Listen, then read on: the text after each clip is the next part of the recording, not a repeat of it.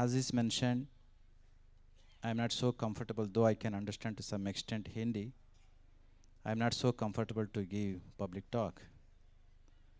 Pujya Paramatmanji Swamiji is going to give the gist of my words, 5 minutes which I am going to deliver from now.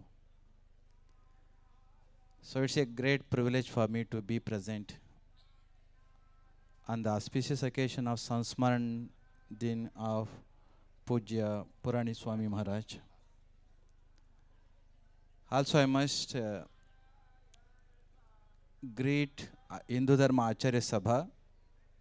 Reason being, it is because of that Acharya Sabha, we are all connected so divinely, and more so with when Acharya Sabha took place a decade ago over here. Since then, we are very well connected and associated each other. So it's a privilege, and also it is a great pilgrimage for me to come to this place. Always I consider this as a great yatra, divine yatra, great pilgrimage. Pujya Madhav Maharaj is loving and compassionate personality. Whenever there will be even a small program, always he wants me to be around. But today is such a big program. Since yesterday, I have been witnessing, I have been seeing and watching all the programs. Such a divine power I can see. Whole area has been inundated with the devotion, which is the need of an hour in the modern scientific domain. Since morning, I have been trying to take leave from here. Somehow it is not becoming possible. Reason being, Pujya Swamiji has mentioned about the science. You know, Albert Einstein is very well known to everybody. Albert Einstein has given so many groundbreaking theories and useful to the society and the world in general. For last 20 years, he tried his best to find one best theory of theory which is called as a unified theory. You must have heard of it. So he wanted to find one unified theory wherein, with the existence of this universe, because of the Big Bang, when this universe came into existence, it is said 4 main forces came into existence. One is gravitational force, second one is electromagnetic force, third one is a strong force, and the fourth one is a weak force. Gravitational force, electromagnetic force, strong force, and the weak force. These are the 4 forces with which we have been dealing with all the activities in the physical domain. Albert Einstein wanted to give one theory with which we can understand all these theories. There must be one primordial force out of which these 4 forces have come into existence. Till the end, he couldn't get success. Towards the end of his life, he wrote a letter to his beloved daughter, stating, I tried my best to find one force without finding the right one. Though I have found, I am not in a condition to make people to understand.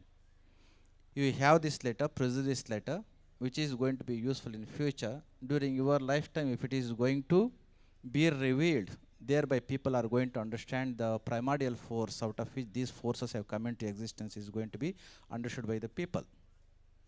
So in that letter, he says, love is the only force out of which these many forces have come into existence. Out of that love, this whole world is in existence. Out of that love, organizations are in existence.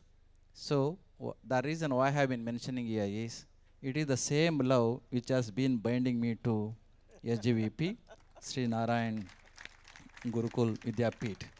That love is there everywhere, but it is so with Pujya Mahaswamiji, because of which I am dragged, I am attracted all the time, and still I have been sitting over here because of his love. So that apart, always I have mentioned it is a great pilgrimage and it's a great journey for me to come to this Sanstha. So I have been watching the kind of environment and the situation which is created over here. We have been living in this modern world.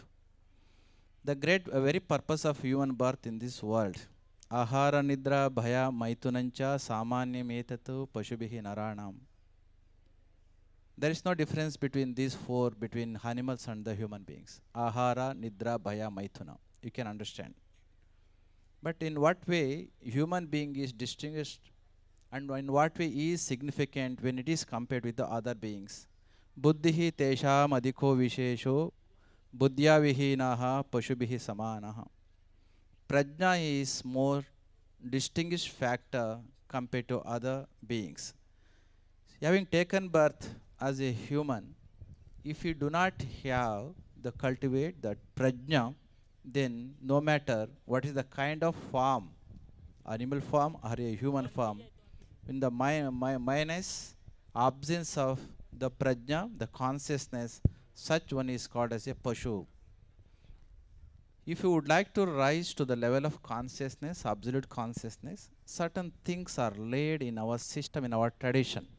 First and foremost thing,